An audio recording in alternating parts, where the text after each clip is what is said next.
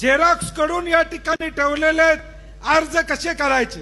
प्रत्येक गावातल्या लोकांना 2 लोकांना विनंती आहे की एक 10-20 अर्ज तुम्ही घेऊन जावा, त्याची झेरॉक्स काढा आणि 22 तारखेपर्यंत 22 तारखा लक्षात ठेवा, 22 तारखेपर्यंत प्रत्येक प्रांताकडे हे अर्ज पोचले पाहिजे। त्याची जबाबदारी त्या त्या गावातल्या कार्यकर्त्यांनी किशोर घेतली पाहिजे। आणि मुद्दे सांगणार आहे की आता पुढचे 10 दिवस आम्हाला काय करायचं आहे, तर गावागावामध्ये बैठका करायच्या आहेत। पुढच्या 10 दिवसामध्ये गावातल्या बैठका या ठिकाणी संपल्या पाहिजेत। 30 तारखेपर्यंत गावातल्या सगळ्या बैठका 25 तारखेच्या आधी संपल्या पाहिजेत। बैठका झाल्या तर शेतकरी बोलवले पाहिजेत, त्यांचे सह्या त्यांचे 7 गोळा केले पाहिजेत आणि ते अर्ज आपल्याला 22 तारखेपर्यंत या ठिकाणी परत करायचे। प्रत्येक गावामध्ये त्या शेतकऱ्यांचा आणि तिथले कार्यकर्ते त्यांचा एक व्हॉट्सअप ग्रुप तयार करा, ज्याच्यावर आपल्याला नवीन काय माहिती आली, उद्या एखादा अर्ज करायचा आहे परत, तर आपल्याला माहिती करता येईल। तो व्हॉट्सअप ग्रुप प्रत्येकाने या ठिकाणी तयार केला पाहिजे। दुसरी एक विनंती आहे, प्रत्येक गावातला ग्रामसभेचा ठराव हा ताबडतोब या ठिकाणी झाला पाहिजे। ग्रामसभेमध्ये या गावातला आम्हाला शक्तीपीठ महामार्ग नको या पद्धतीचा ठराव आम्हाला पाहिजे। दुसरं, मगाशी 2 संस्थेने ठराव आणून दिलेला आहे, तसाच विकास सेवा संस्था, दूध संस्था, पाणी पुरवठा संस्था, ज्या काही सहकारी संस्था आपल्या गावामध्ये असतील त्या सगळ्यांचे ठराव सुद्धा आपल्याला या ठिकाणी करायचे आहेत।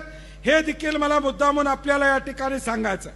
दुसऱ्यासाठी या ठिकाणी चाललेलं आहे, कुठल्याही निवडणुका शेट्टी साहेब आता आपल्याला नाही आहेत, कुठलीही या ठिकाणी उद्याचं आमचं भवितव्य या ठिकाणी या सगळ्या आंदोलनावर अवलंबून आहे। आम्ही राजू शेट्टी, संपत बापू, आम्ही सगळे यामध्ये उतरलेलो आहोत।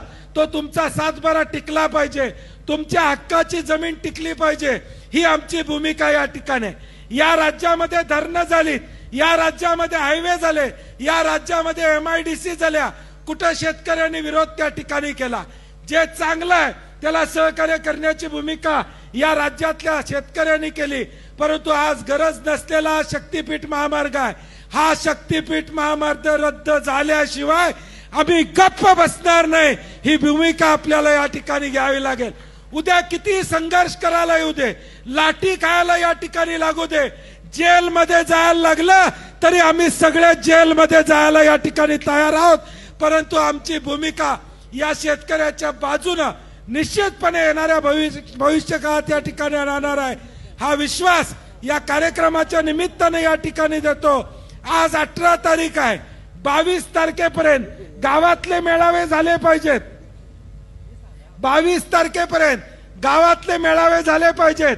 25 तारीख शेवट आहे, त्या 25 तारखेला आपल्याला हरकती प्रांतांच्याकडे गेला पाहिजेत आणि हे मेळावे झाल्यानंतर आता आमची स्टेजवर चर्चा झाली आहे, एक भव्य मोर्चा 9 जूनला दसरा चौकातून कलेक्टर ऑफिसला या ठिकाणी जाईल। हा मार्चला 9 जूनला या ठिकाणी होईल। या जिल्ह्यामध्ये न भूतो न भविष्यतो असा मोर्चा झाला पाहिजे। सगळ्यांनी घरदार घेऊन ज्यांच्या जमिनी जातात, बायका पोरांसकट या मोर्चाला आलं पाहिजे।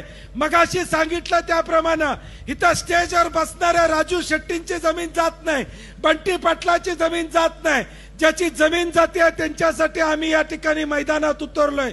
आम्ही शड्डू ठोकून या ठिकाणी उतरलोय, ते तुमची जमीन वाचवायसाठी उतरलोय। आणि म्हणून येणारा 9 जूनचा मोर्चा हा या ठिकाणी एवढा मोठा झाला पाहिजे की त्या दिवशी या राज्याच्या मुख्यमंत्र्यांनी शक्तीपीठ रद्दचा निर्णय घेतला पाहिजे। एवढ्या ताकदीने येणाऱ्या 9 जूनला सर्व पक्षीय मोर्चामध्ये आपण सहभागी